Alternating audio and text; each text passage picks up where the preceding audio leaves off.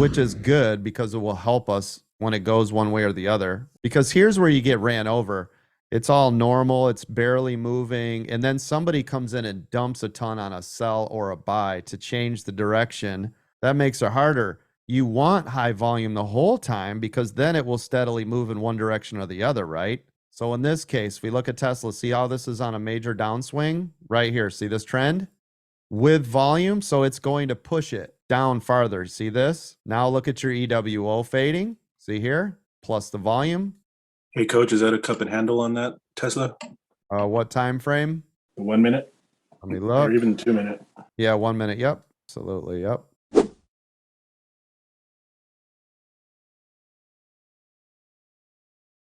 Let's see. 192.86, 193.12, 193.73. These are your key critical areas. You've got one right here at 193.90. Marking them out for everybody. This was a critical 194.50. Those are your next critical levels. Do you see everybody see those? And you can, there it goes. You see this? This is exactly what I was talking about. See how it's bleeding out off this trend line, high volume, EWO fading, all to the downside.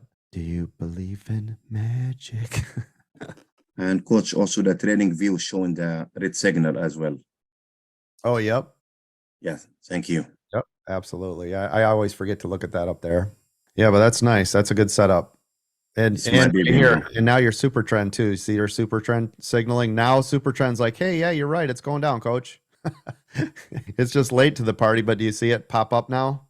So now what you're watching for, by the way, is as long as this candle doesn't go above the previous candle, it's still bearish. This is all still bearish.